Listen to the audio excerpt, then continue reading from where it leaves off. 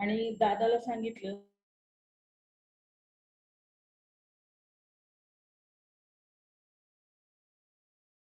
नाही तर मग त्याला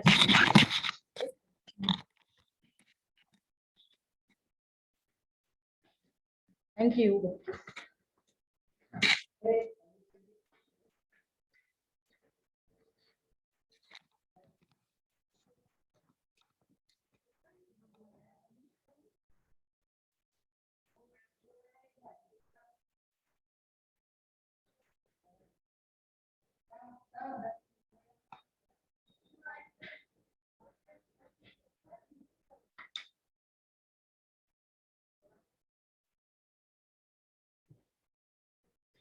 गुड आफ्टरनून.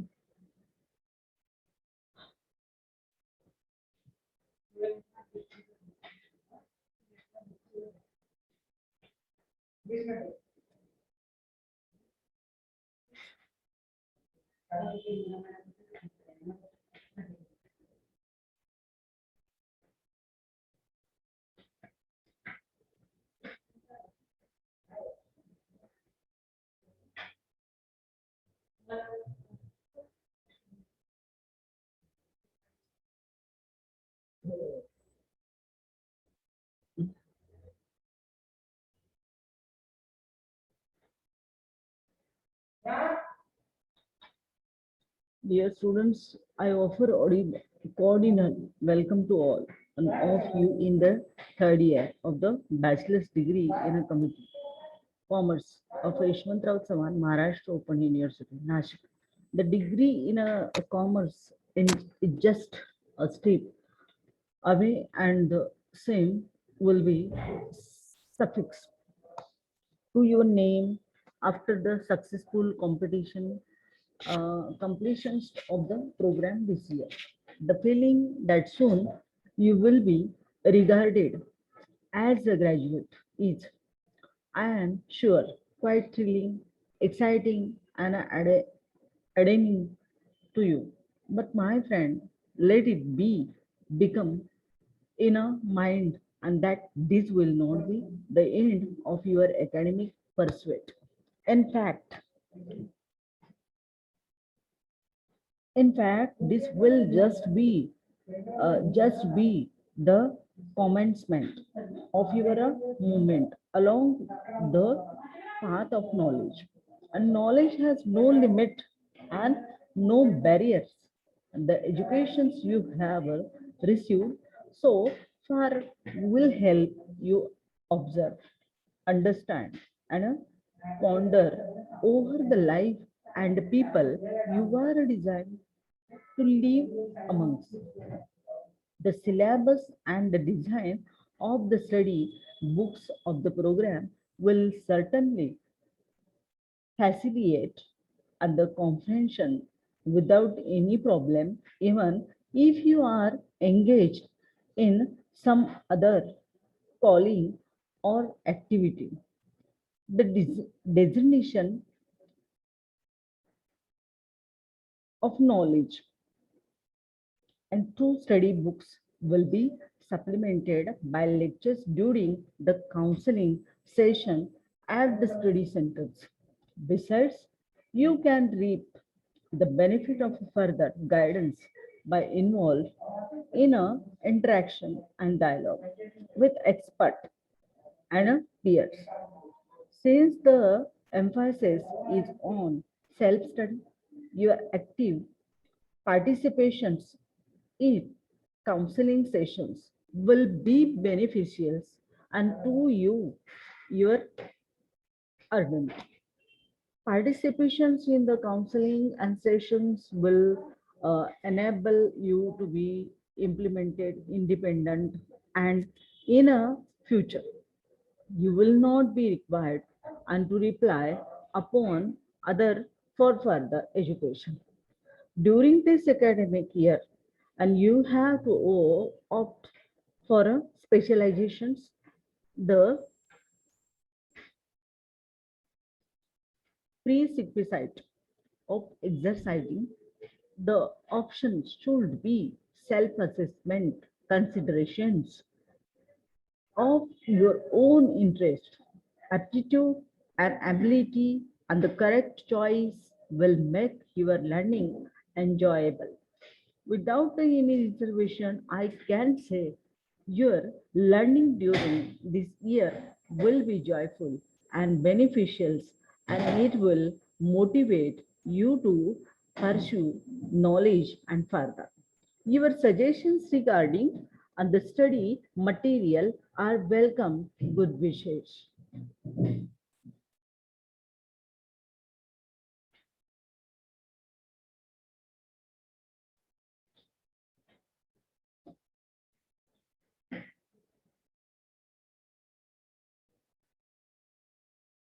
बघा, स्वागत आहे तुमचं लेक्चरमध्ये. यशवंतराव चव्हाण महाराष्ट्र मुक्त विद्यापीठाच्या बीकॉम पदवी शिक्षण क्रमाच्या तृतीय वर्षासाठी आपण प्रवेश घेतला आहे. असे आपले मनपूर्वक स्वागत. बीकॉम शिक्षण क्रमाच्या पुनर्रचित स्वरूपानुसार तृतीय वर्षात भारतीय आर्थिक पर्यावरण हा विषय समाविष्ट करण्यात आलेला आहे आणि या अभ्यासक्रमाची पुढील प्रमाणे 3 पुस्तकात विभागणी करण्यात आली आहे. आर्थिक पर्यावरण या पहिल्या भागात पर्यावरणाची संकल्पना, घटक, पर्यावरणावर परिणाम करणारे घटक आणि पर्यावरणाचे प्रकार, पर्यावरण व्यवस्थापन, पर्यावरण मानव विकास व आर्थिक पर्यावरणाचे महत्व, भारतीय नियोजनाचे 5 दशकातील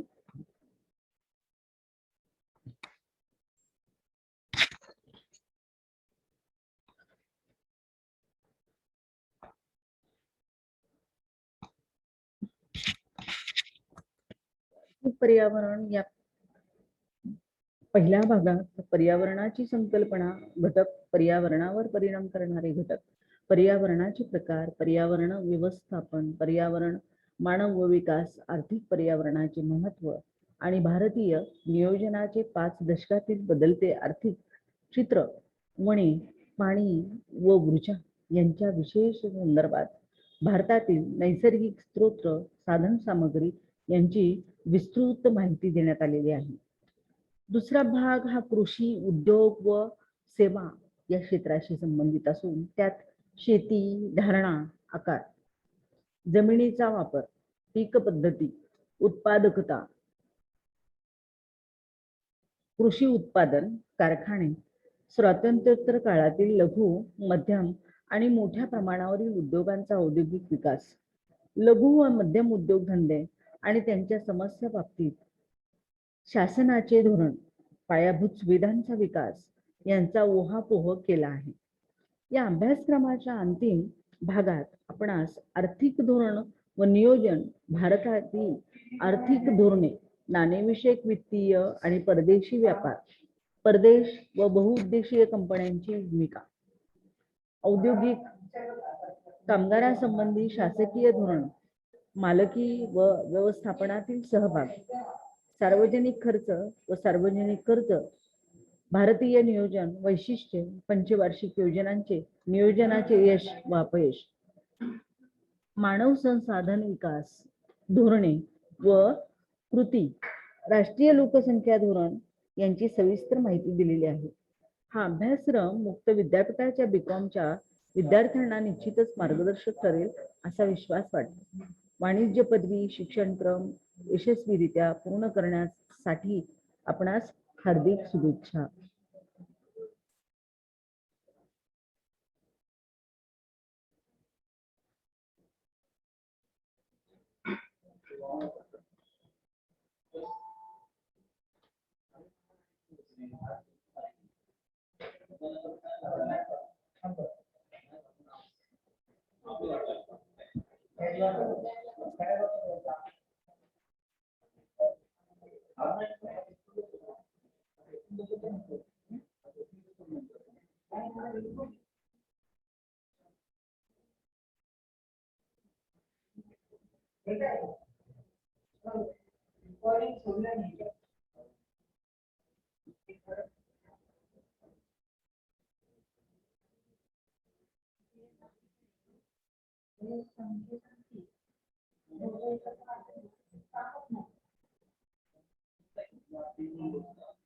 आता classification of environment, local environment, first one, regional environment and second one, national environment third one, and international environment fourth one.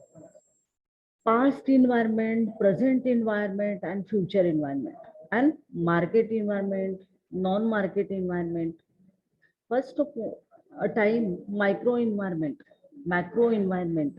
Third one, economic environment, and fourth one, non-economic environment. Fifth, biotic environment, abiotic environment, and internal environment and external environment. Classification of a environment. The various types of environment and its factor can be studied as follows. First one, local, regional, national, and international environment. On the set criteria of place or locations, the environment is classified under four categories. First one, local environment. At the different place, environment is different in the particular city or own availability of environmental factors. Cultural or natural, and determines the local environment, custom, tradition, heritage, trade, availability of natural resources. Means natural is the very important thing of environment. Resources and the local government policies are included in such a types of environment. Local environment is a important factor for the people and those who are staying there.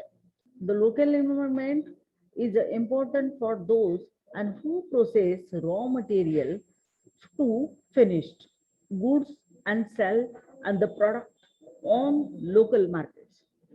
The potters who make the pottery and carpenters and who make goods and from wood for cultivation of fields for such and other people, local environment is to be considered as an important part in as much as there is a sufficient supply of raw material and a demand of a finished good is enough, and then it is to be said that the local environment is a favorable for such a trade. Regional environment, according to geographical conditions, the territories of the nation are invited. Nation are divided in a particular region. The available environmental factors connected to environment determine the environment of that region. And there is a tariff-wise differences in a natural and cultural factors. Therefore, there is no equality in a environmental conditions of the region. In geographical view, India is divided in four main parts. I have north of India is a mountain region, Ganges, and a low regions, and south Pleha and a Mediterranean regions. In these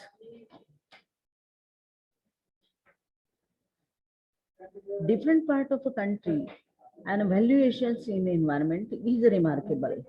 In the coastal area, Mumbai, Cochin, Tamil Nadu, Maldives, and big parts, this environment is favorable for international trade and fisheries. So, to say that region of Ganges and Sindhus is fertile. The environment here is good for agricultural trade. National environment, the national environment is determined by the man-made or cultural and natural factors of environment. Available natural resources.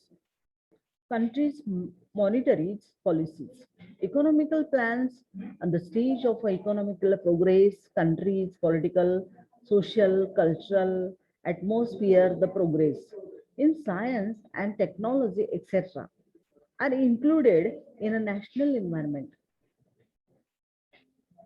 In different nations, there is a variations in a connected factors of an environment therefore, and there are different types of environmental conditions in the world, and some of the nations are developed and some are undeveloped, some are backward in that the different countries and have adopted different economical systems. Capitalism, socialism, and mixed are some of the examples.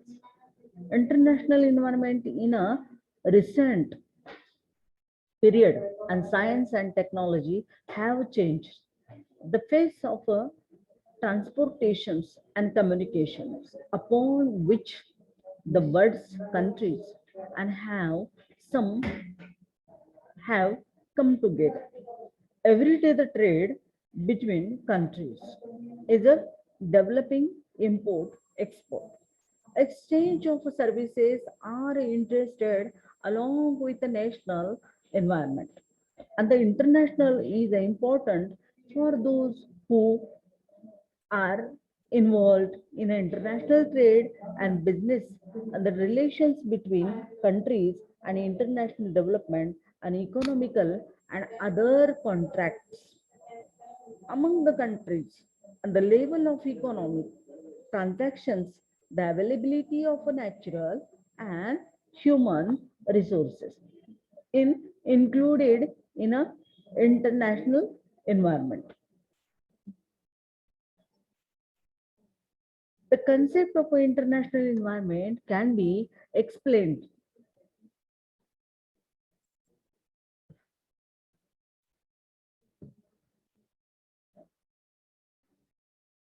and to the context of a productions which is supplied and to the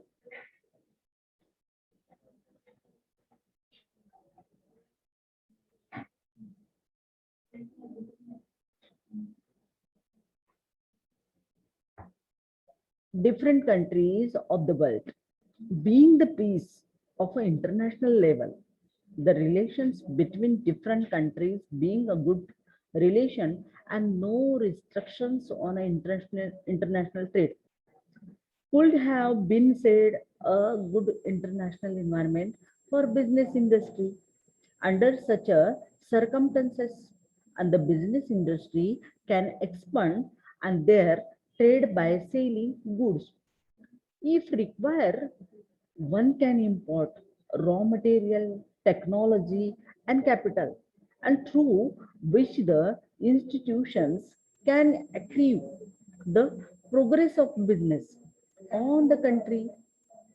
If there is a doubtful atmosphere where wars among the countries, and the trade restriction is called as bad environment for international trade.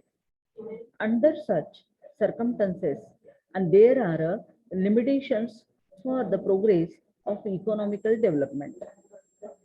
B1, past and future present environment.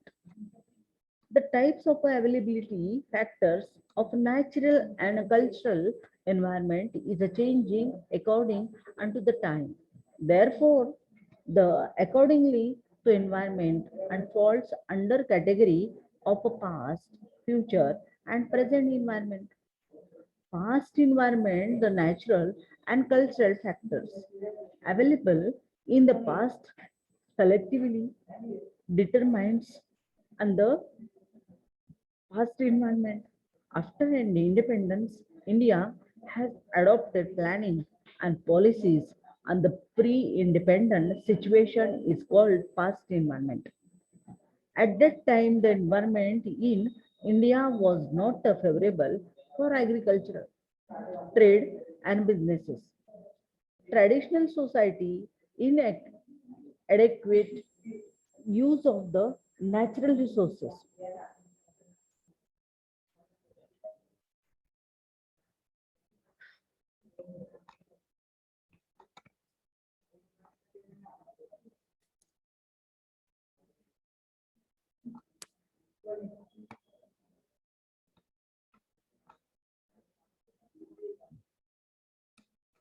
Sacrifice of a capital, backward agricultural area, non-developed economical system, and such was the nature of environmental factors. Present environment, available resources in the present situation and their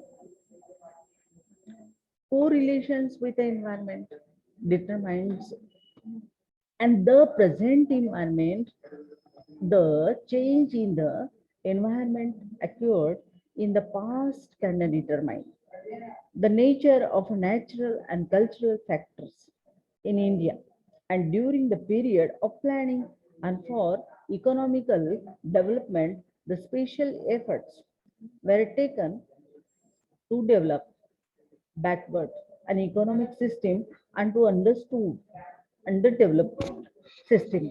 Therefore, the environment factors have had a favorable effects. Future environment, the change in environmental factors in the past and the changes in present environment determines the future environment, the economical development and scheme have had successfully implemented in India.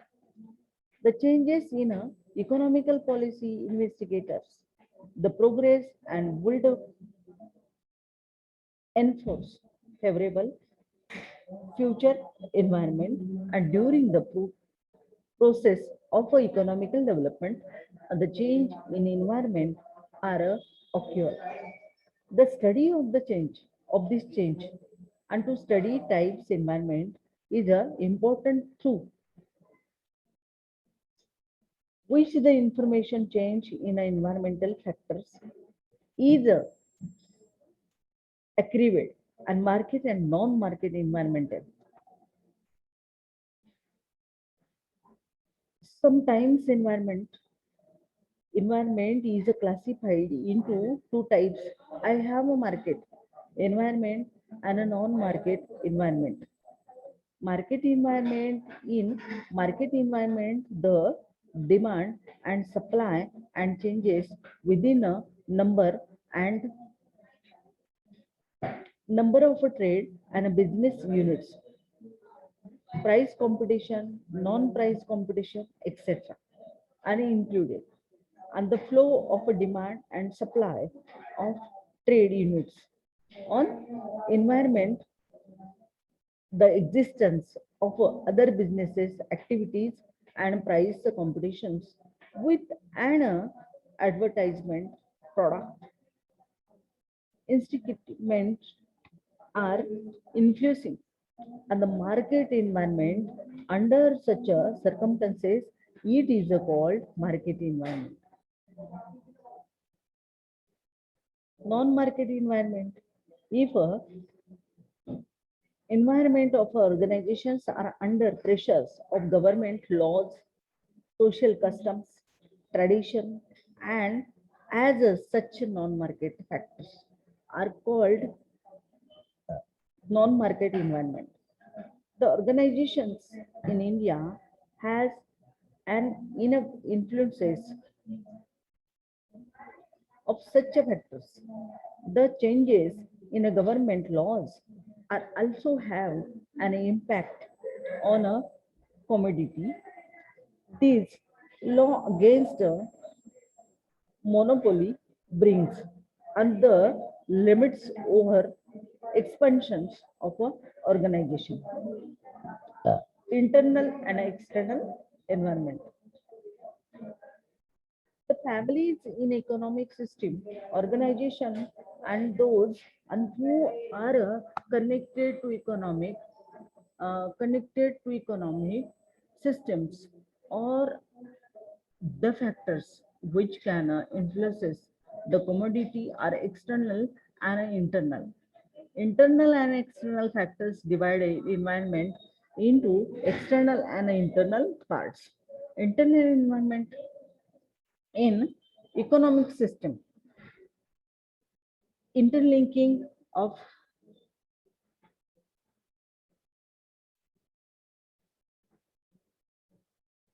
uh, interlinking of economic factors, collectively creators and internal environment organization is one of the economic constitute in the view of an organization environment consist its infrastructure, labors, workers, administrations, relation between workers and administrations, the financial status of organization, nature of an organization, production method, etc.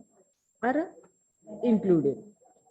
The smooth relation, the smooth relation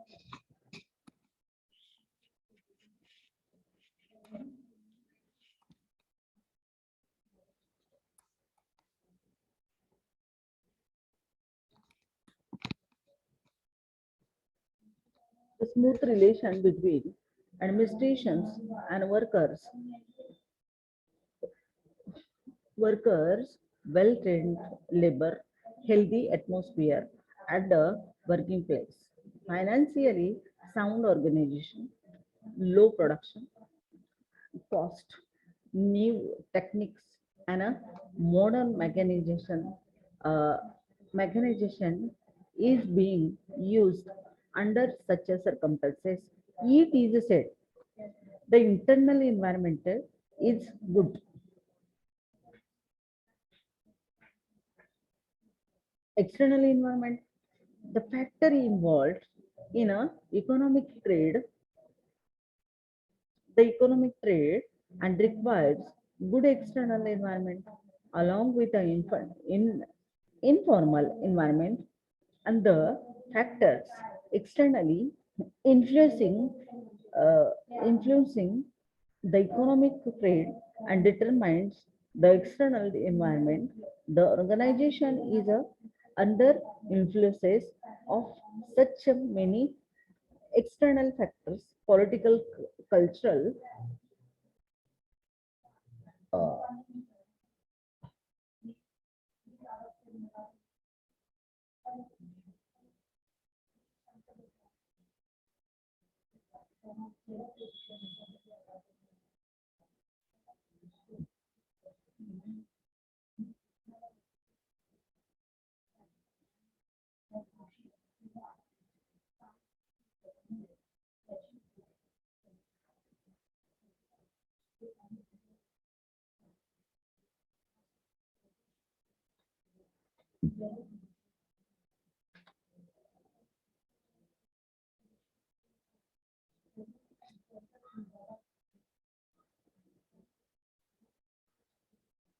uh,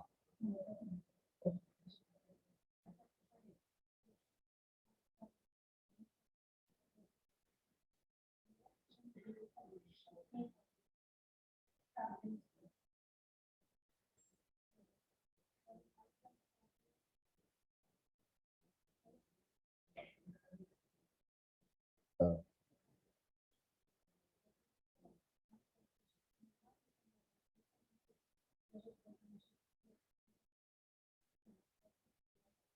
तर पर्यावरणाचं वर्गीकरण आपण पाहतोय नैसर्गिक पर्यावरण व सांस्कृतिक पर्यावरण या पर्यावरणाच्या दोन मुख्य प्रकाराबरोबरच इतर काही प्रकारांचे पर्यावरणाचा अभ्यास करता येतो आणि त्यातील काही महत्वपूर्ण घटक प्रकारांची माहिती घेता येईल.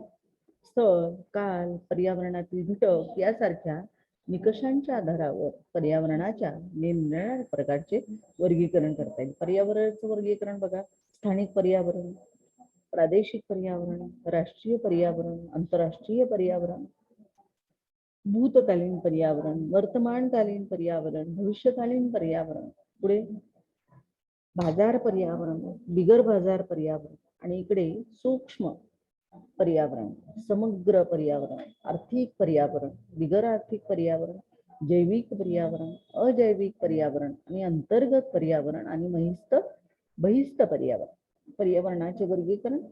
पर्यावरणाच्या या विविध प्रकारांची व त्यातील घटकांची माहिती पुढील प्रमाणे देता येईल. पहिलं, स्थानिक, प्रादेशिक, राष्ट्रीय आणि आंतरराष्ट्रीय पर्यावरण. स्थळ किंवा जागा या निकषाच्या आधारे पर्यावरणाचे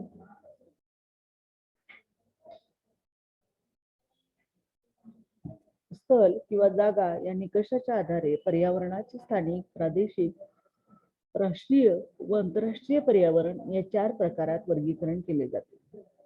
या 4 प्रकारांची माहिती पुढे दिली आहे.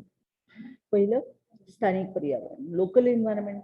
वेगवेगळ्या ठिकाणी असलेल्या पर्यावरणातील भिन्नता आढळते आणि विशिष्ट गावात किंवा शहरात उपलब्ध असलेल्या नैसर्गिक व सांस्कृतिक घटकांनी मिळून स्थानिक पर्यावरण निश्चित करता येते किंवा निश्चित होते. तेथील चालीरीती, रूढी, परंपरा, व्यवसाय, नैसर्गिक घटना, उपलब्धता, स्थानिक स्वराज्य संस्थेचे स्वरूप आणि यासारख्या घटकांचे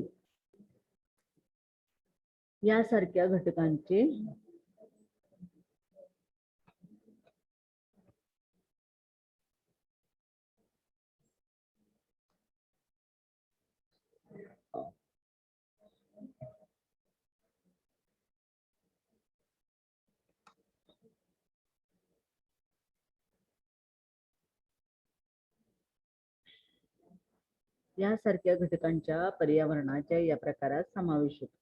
काय आहे? चालीरीती, रूढी, परंपरा, व्यवसाय, नैसर्गिक घटकांची उपलब्धता, स्थानिक स्वराज्य संस्थेचे स्वरूप यासारख्या घटकांचा पर्यावरणाच्या या प्रकारात समावेश होतो. बघा, स्थानिक पर्यावरण हे तेथील रहिवाशाच्या दृष्टीने महत्वाचं असतं. बघा, स्थानिक पर्यावरण तेथील रहिवाशाच्या दृष्टीने महत्वाचं असतं. का? तर प्रत्येक वेळी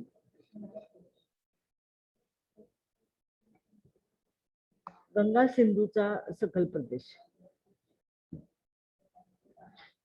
महत्वाचे असते. स्थानिक पर्यावरण स्थानिक कच्च्या मालावर प्रक्रिया करून तयार होणारे उत्पादन स्थानिक बाजारात विकणाऱ्यांच्या दृष्टीने स्थानिक पर्यावरण महत्वाचे असते. मातीपासून पाण्याचे 6 माठ बनवणारे कुंभार, शेतीसाठी लाकडी अवजारे बनवणारे सुतार,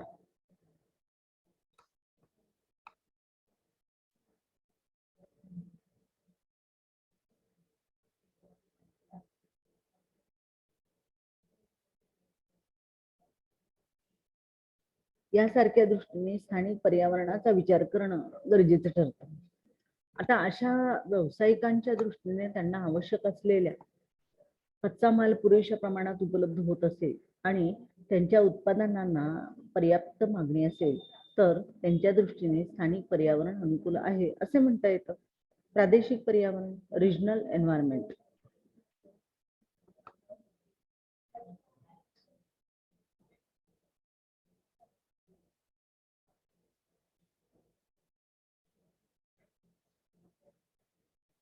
रिजनल एन्व्हायरमेंट भौगोलिक परिस्थितीनुसार देशाची विभागणी वेगवेगळ्या प्रदेशात किंवा विभागात केली जाते. आता विशिष्ट प्रदेशात पर्यावरणाशी संबंधित असलेल्या घटकांच्या उपलब्धतेवरून त्या प्रदेशाचे पर्यावरण निश्चित होते. नैसर्गिक व सांस्कृतिक घटकाच्या बाबतीत प्रदेशनिहाय तफावत असल्याने वेगवेगळ्या प्रदेशात असलेले पर्यावरण समान नसते. भौगोलिक दृष्टीने भारताचा डोंगराळ प्रदेश, गंगा सिंधूचा सखल प्रदेश, दक्षिणेचे पठार व समुद्र तटीय प्रदेश असे 4 विभाग पडतात. आणि अशा या वेगवेगळ्या प्रदेशात असलेल्या पर्यावरणात विविधता असलेली दिसते. समुद्र तटीय प्रदेशात मुंबई, कोचीन, मद्रास यासारखे अनेक बंदरे आहेत आणि या प्रदेशातील पर्यावरण हे आंतरराष्ट्रीय व्यापार, मासेमारी, व्यवसाय वगैरेंच्या दृष्टीने अनुकूल आहे. तर गंगा सिंधूचा सखल प्रदेश हा अत्यंत सुपीक असल्याने तेथील पर्यावरण हे शेती व्यवसायाच्या दृष्टीने उपयुक्त असे आहे. राष्ट्रीय पर्यावरण, नॅशनल एन्व्हायरमेंट, देशातील नैसर्गिक व सांस्कृतिक किंवा मानवनिर्मित घटकांनी मिळून राष्ट्रीय पर्यावरण निश्चित होते.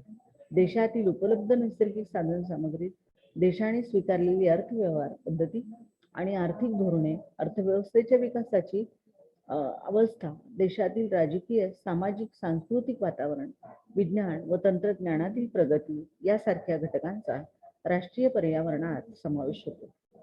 आर्थिक व्यवहारात सहभागी होत असलेल्या व्यवसाय संस्था, कुटुंबे यांच्या दृष्टीने राष्ट्रीय पर्यावरण महत्त्वाचे असते. वेगवेगळ्या देशात पूर्व पर्यावरणाशी संबंधित घटकात तफावत असल्याने तेथील राष्ट्रीय पर्यावरण विविधता आढळते आणि जगातील काही देश विकसित आहेत तर काही विकसनशील आहेत, काही देश मागासलेले आहेत. त्याचप्रमाणे जगातील वेगवेगळ्या देशांनी स्वीकारलेल्या अर्थव्यवहार पद्धती वेगवेगळ्या आहेत. भांडवलशाही, समाजवादी, मिश्र अशा पद्धतीचा विविध देशांनी स्वीकार केलेला आहे. वेगवेगळ्या देशातील चालीरीती, संस्कृती, परंपरा वेगवेगळ्या आहेत आणि यासारख्या इतर अनेक घटकांमुळे राष्ट्रातील पर्यावरण आता भिन्नता आढळते.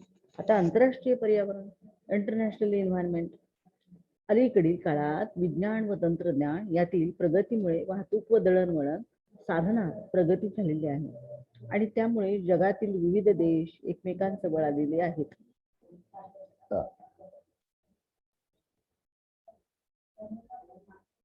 निरनिराळ्या देशातील व्यक्ती, संस्था यांच्यात आयात निर्यात रूपात होणाऱ्या वस्तू व सेवांच्या देवाणघेवाणीत वाढ होत आहे.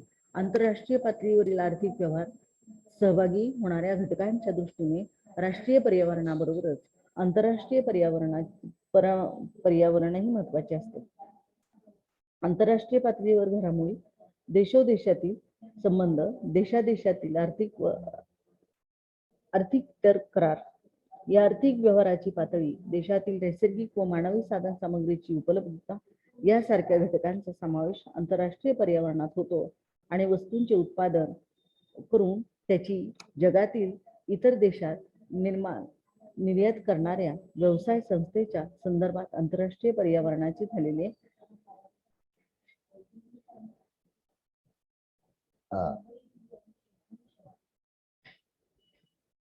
संकल्पना स्पष्ट करता येईल. आंतरराष्ट्रीय पातळीवर शांतता असेल, वेगवेगळ्या देशातील संबंध सलोख्याचे असतील, आंतरराष्ट्रीय व्यापारावर बंधने असतील तर व्यवसाय संस्थेच्या दृष्टीने उपलब्ध असलेले आंतरराष्ट्रीय पर्यावरण चांगले आहे असे म्हणता येते. या परिस्थितीत व्यवसाय संस्थेला अधिकाधिक वस्तूंची विक्री करता येऊन बाजाराची रक्षा रुंदावते. आवश्यकता असल्यास जगातील इतर देशात कच्चा माल, तंत्रज्ञान, भांडवल मिळवता येते आणि त्यातून व्यवसाय संस्थेत विस्तार करून प्रगती साधण्याची संधी मिळते. आणि या उलट देशात अविश्वासाचे वातावरण असेल, राष्ट्रातील संघर्षातून युद्धे होत असतील, आंतरराष्ट्रीय व्यापारावर निर्बंध असतील तर आंतरराष्ट्रीय पर्यावरण चांगले नाही असे म्हणता येते. अशा परिस्थितीत आंतरराष्ट्रीय पातळीवरील आर्थिक व्यवहारात सहभागी झालेल्या आर्थिक घटकांच्या प्रगतीला मर्यादा पडतात. पहिलं भूतकालीन, वर्तमानकालीन आणि भविष्यकालीन पर्यावरण.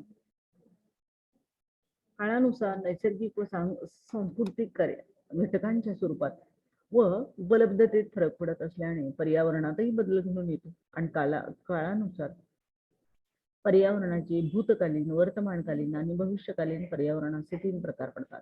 भारतीय अर्थव्यवस्थेतील पर्यावरणात झालेल्या बदलाच्या आधारे पर्यावरणाचे प्रकार स्पष्ट करता येतात. भूतकालीन पर्यावरण, पास्ट एन्व्हायरमेंट. काय? भूतकाळात उपलब्ध असलेल्या नैसर्गिक व सांस्कृतिक घटकांनी मिळून भूतकालीन पर्यावरण निश्चित होते. स्वातंत्र्यानंतर भारताचे नियोजनाचा अवलंब करण्यास सुरुवात केली तेव्हा आलेली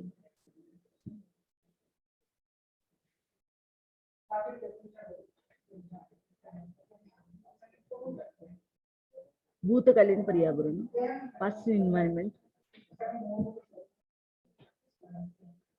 भूतकाळात उपलब्ध असलेल्या नैसर्गिक व सांस्कृतिक घटकांनी मिळून भूतकालीन पर्यावरण निश्चित होते आणि स्वातंत्र्यानंतर भारताने नियोजनाचा अवलंब करण्यास सुरुवात केली तेव्हा असलेली भारतातील परिस्थिती म्हणजे भूतकालीन पर्यावरण होय.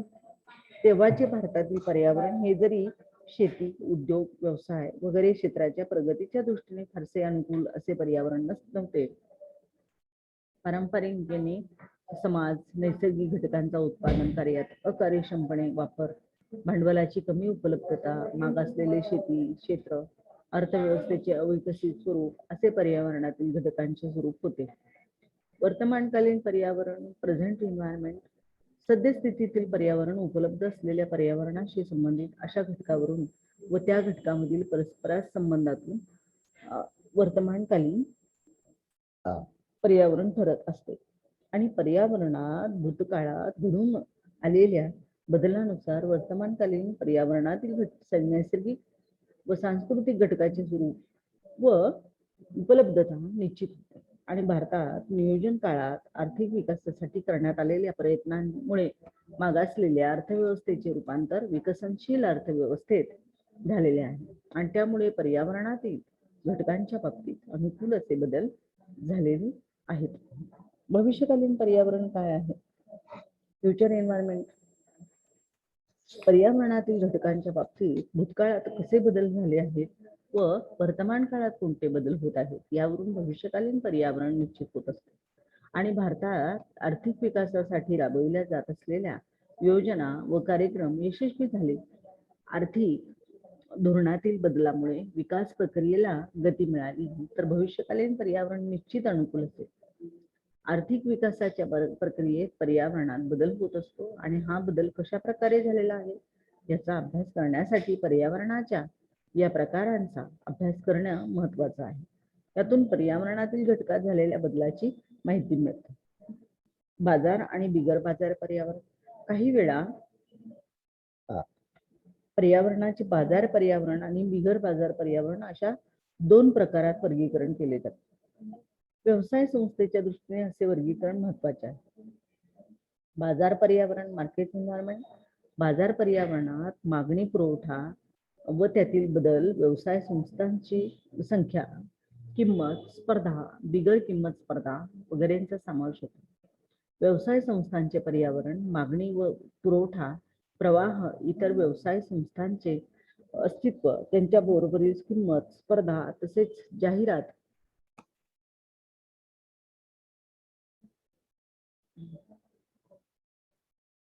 वस्तुभेद आणि याद्वारे होणारी स्पर्धा यांचा प्रभाव पडत असेल तर त्यास बाजार पर्यावरण असं म्हटलं जातं. सद्यस्थितीत भारतातील व्यवसाय संस्थेच्या बाबतीत बाजार पर्यावरणातील घटक महत्वाचे आहेत. त्यांच्या आर्थिक व्यवहारावर मागणीतील बदल, वाढती स्पर्धा आणि व्यवसाय संस्थांचे अस्तित्व वगैरे घटकाचा प्रभाव पडत असल्याचे दिसते.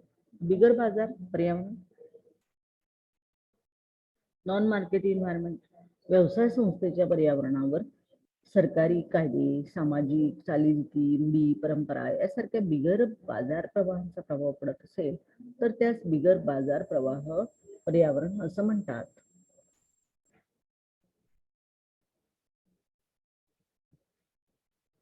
भारतातील व्यवसाय संस्थांच्या व्यवहारावर बिगर बाजार पर्यावरणातील घटकांचाही प्रभाव पडतो.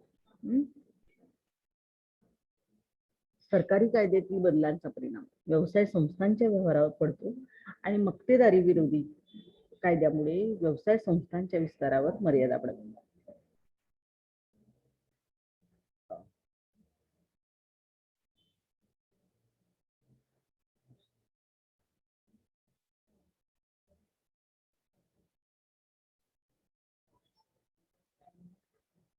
अंतर्गत व बहिस्थ पर्यावरण. अर्थव्यवस्थेतील कुटुंबे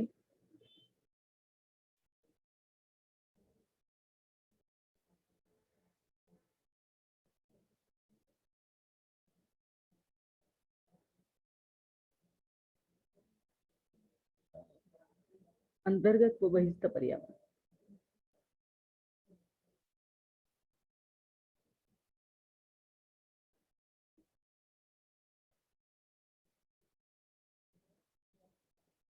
अंतर्गत व बहिस्थ पर्यावरण.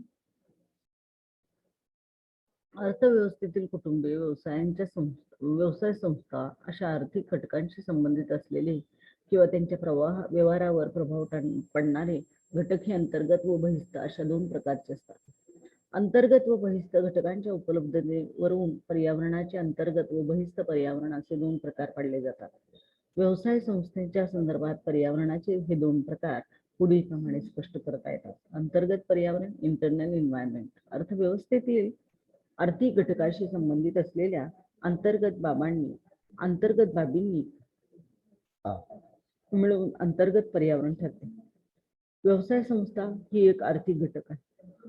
व्यवसाय संस्थेच्या दृष्टीने अंतर्गत पर्यावरणात त्या व्यवसाय संस्थेची इमारत, तेथे काम करणारे कामगार व इतर कर्मचारी, व्यवस्थापन व कामगार यामधील संबंध, व्यवसाय संस्थेची आर्थिक स्थिती, व्यवसाय संस्थेचे स्वरूप, उत्पादन पद्धती आणि यासारख्या घटकाचा समावेश होतो.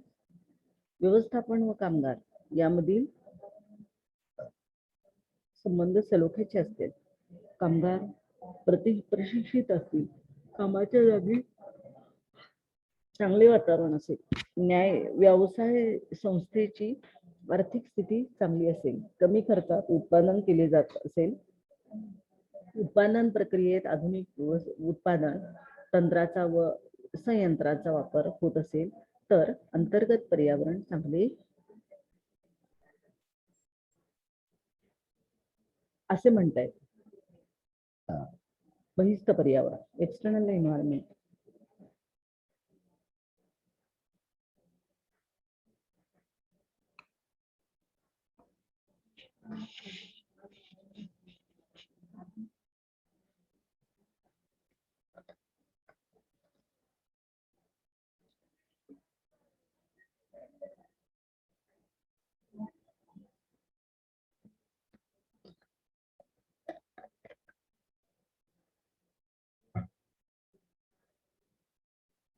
एक्सटर्नल पर्यावरण आर्थिक व्यवहारात सहभागी होणाऱ्या घटकांच्या दृष्टीने अंतर्गत पर्यावरणाबरोबरच बहिस्थ पर्यावरणही महत्वाचे असते.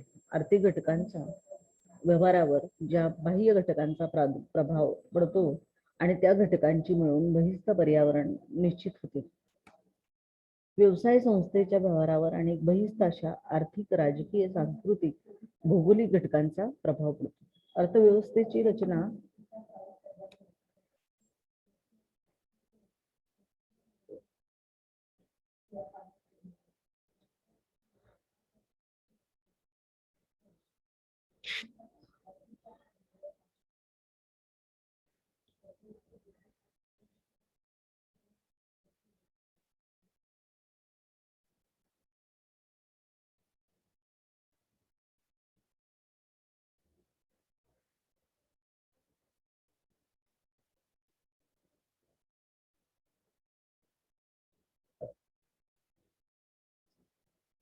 एक्सटर्नल एन्व्हायरमेंट आर्थिक व्यवहारात सहभागी होणाऱ्या घटकाच्या दृष्टीने अंतर्गत पर्यावरणाबरोबरच बहिस्थ पर्यावरणही महत्वाचे असते. आर्थिक घटकांच्या व्यवहारावर ज्या बाह्य घटकांचा प्रभाव पडतो त्या घटकांनी मिळून बहिस्थ पर्यावरण निश्चित होते.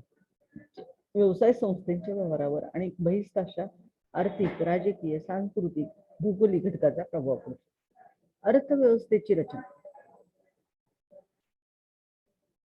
अर्थव्यवहार पद्धती, व्यवहाराची स्थिती, औद्योगिक धोरणे, औद्योगिक कायदे, बाजाराची स्थिती, कच्च्या मालाची उपलब्धता, प्रशिक्षित व कार्यक्षम मनुष्यबळाची उपलब्धता, वाहतूक व दळणवळणाच्या सुविधा, वीज व पाणी पुरवठा यासारख्या घटकांनी मिळून व्यवसाय संस्थेचे बहिस्थ पर्यावरण निश्चित होते.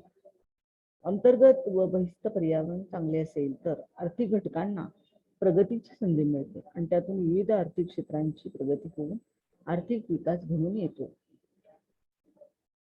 सूक्ष्म व समग्र पर्यावरण. अर्थव्यवस्थेतील आर्थिक घटकांची विभागणी व समग्र अशा दोन प्रकारात केली जाते. या दोन प्रकारच्या घटकांच्या दृष्टीने सूक्ष्म पर्यावरण व समग्र पर्यावरण अशा दोन प्रकारात विभागणी होते.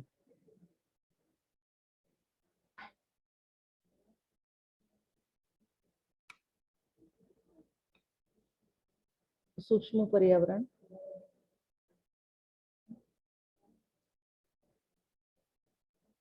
अर्थव्यवस्थेतील सूक्ष्म किंवा वैयक्तिक घटकांच्या बाबतीत वनांत कुटुंब, न्याय संस्था उपलब्ध असलेले पर्यावरण म्हणजे सूक्ष्म पर्यावरण होय. आणि व्यवसाय संस्थेच्या दृष्टीने सूक्ष्म पर्यावरणात त्या विशिष्ट व्यवसाय संस्थेच्या दृष्टीने महत्वाच्या असलेल्या घटकांचा समावेश होतो. व्यवसाय संस्थेची निर्णय प्रक्रिया, उपलब्ध कामगार वर्ग, व्यवस्थापन, उत्पादनाला असलेली मागणी वगैरे घटकांनी मिळून सूक्ष्म पर्यावरण तयार होते. आणि एका वैयक्तिक कुटुंबाच्या दृष्टीने असलेल्या सूक्ष्म पर्यावरणात कुटुंबातील सदस्य, कुटुंबाची आर्थिक स्थिती,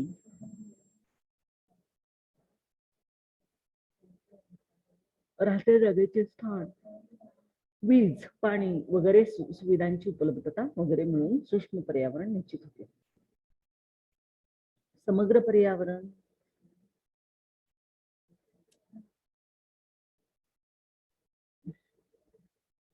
मॅक्रो एन्व्हायरमेंट आणि व्यवसाय संस्था मिळून उद्योग म्हणतो. प्राणी कुटुंब मिळून अर्थव्यवस्था तयार होते. उद्योगांच्या म्हणजे सर्व व्यवसाय संस्थांच्या कार्यावर प्रभाव पडणाऱ्या घटकांनी मिळून समग्र पर्यावरण निश्चित होते.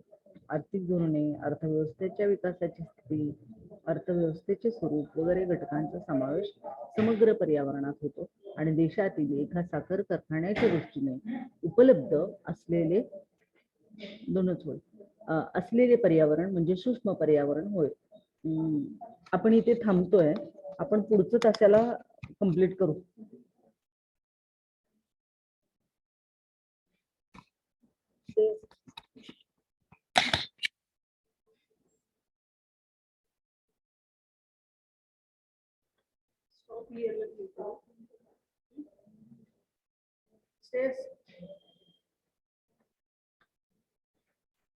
स्टॉप हिअरला क्लिक करायचं. नाही.